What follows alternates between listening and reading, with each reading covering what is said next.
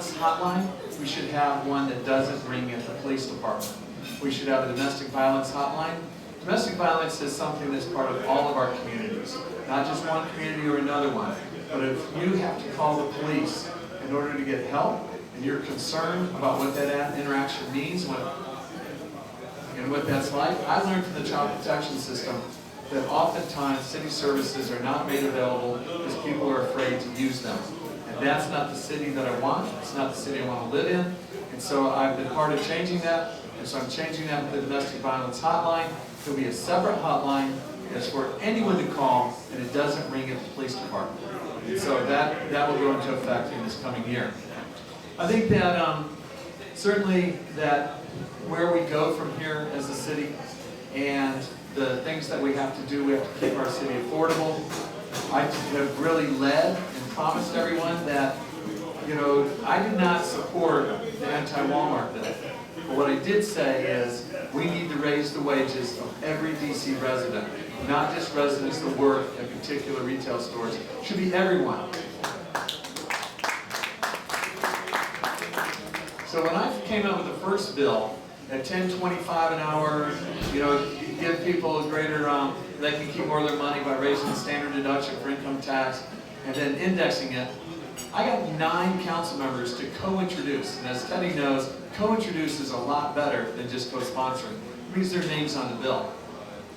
And I didn't realize we were going to get that. That's why it became clear to me we could go higher than $10.25.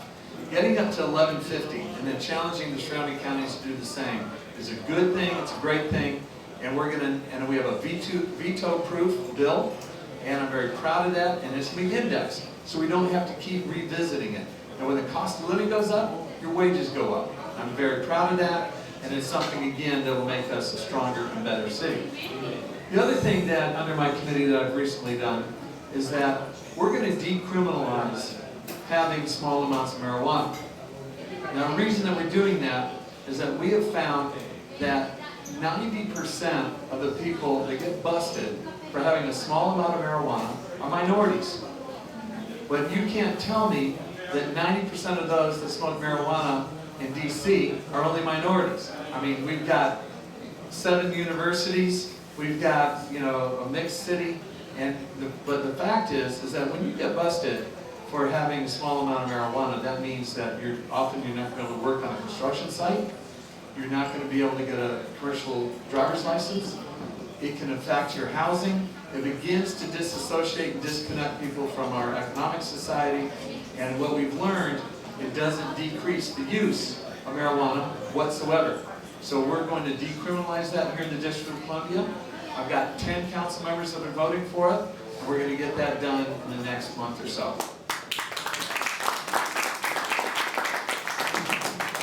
So we've got a lot more work to do.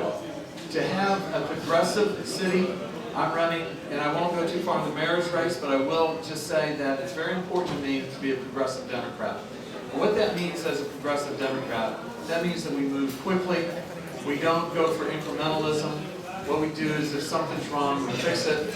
And the other thing that we have to do is to get money out of DC politics. The fact that, you know, we see already what's going on, the impact of corporations that are funding the candidates and have funded the candidates above the table and under the table.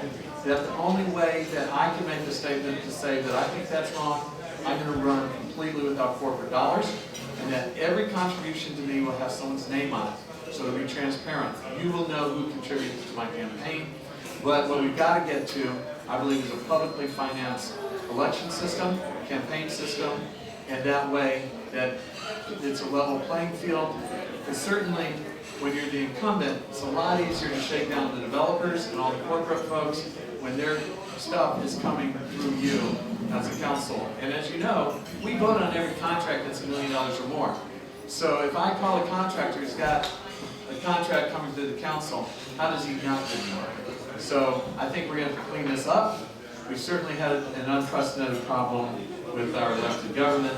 And the one thing that will stop the progress of our city is the government you don't trust, the government that you believe is for everyone else but you. And that's why we've got a level playing field. So with that, I want to open the floor up to Any questions? And so I think, what I want to do again is get you to get a sense of who I am, where my values are. I want a city that's just. I want a city that reflects social equity, and I want a city again that we're all proud of. Thank you.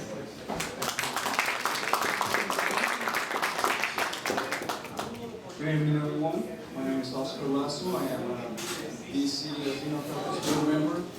And tonight we simply having a casual conversation with Councilmember Tommy Wells. Mr. Wells, we have 3 questions for you: one on education, one on employment, and one on housing. And then the floor will be open for all of you for questions. So please make sure to answer questions.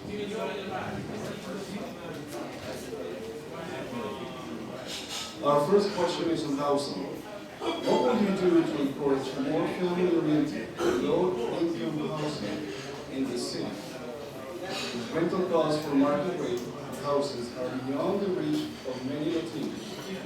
Also, many single-family homes are being subdivided into apartments, too small for families. And most newly constructed apartments, even the so-called affordable ones, are usually too expensive for low-income families. What is your take on this? Well, let me say that that's exactly right. Not only are we losing affordable housing at a record rate for our city, but the housing that's being built are generally for singles and not family-based housing, especially the downtown housing. So I think a couple of things. One is that our assets are not just the taxes you pay, our assets are the land that we have, and we need to leverage that. When we look at McMillan Reservoir, when we look at Walter Reed, we should not just think about what's the biggest development we can put there. That's our land. It needs to reflect our values. These are neighborhoods that have lost and are losing affordable housing. We should leverage affordable housing, but it needs to be diverse. It needs to be independent living for our seniors. It needs to be family-based. It needs to be able to provide a portfolio of infrastructure that we are losing, don't have, that's being divided. You're exactly right. This is expensive, but it's the best model we've got. When I was an ANC commissioner, I helped fight to rebuild Ellen Wilson housing, which is public housing in Capitol Hill. And it's called a limited equity co-op. That means that people are at 3 income tiers, but they're all below average median income, but includes the people that make the least. And it's family-based housing mixed with single housing. And it's, the thing is that it's there for generations. It doesn't leave when the tax abatement or something like that leaves. It's there multi-generations. It's attractive housing, it works, people want to live there, and they get to go to the same schools as everyone else. We need to do that in Ward 3, Ward 1, Ward 2, not just in Wards 5, 7, and 8. And we truly need to mix our housing, and we need to use our resources to do that.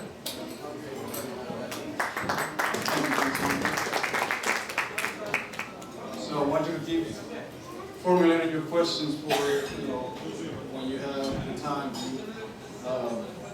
ask Mr. Wells your questions about housing. Our next question is unemployment. Less than 2% of Latinos are employed by the DC government, yet Latinos represent 10% of the residents of the District of Columbia. As a council member, what steps would you take to ensure that Latinos are better reflected at all levels of the district? For example, ANC, Western boards, etc. Well, first off, as everyone here knows, you cannot stereotype Latinos as saying they're all one group. The fact that our business owner here is Latino, the number of entrepreneurial people that just want an opportunity, access to capital in order to create businesses, that some of our strongest, best entrepreneurs in DC comes from our Latino communities. So what we have to be sure is that those opportunities are there, access to venture capital and all that. In terms of reflecting in the city government, especially among the areas of the government that that we have, at the top level, I think one of the most despicable things that happened at the city government was when Hamina Hartsock was told she was disqualified from being head of Department of Parks and Recreation because she was a woman and she was a Hispanic immigrant. And I thought that was despicable. I supported her. I stood up to the unions and said that's wrong. The unions wanted her gone because she had gotten rid of a number of reasons. But when I had colleagues say that she was not qualified because of those two reasons, I thought I was horrified. And so I supported her, strongly supported her, voted for her, and then I went to the unions and told them why I did that.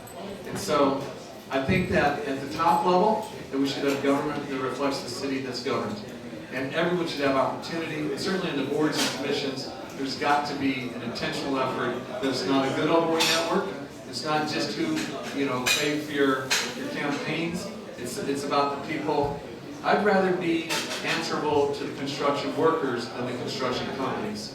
And that is the kind of elected official I believe I'm trying to do. Thank you, sir. Our last question is on education. Latino youth have the lowest graduation rate in the District of Columbia. Although much work is taking place on the education front partly is spearheaded by Council's Education Committee. However, nothing has been said about Latino adolescents in the discussion about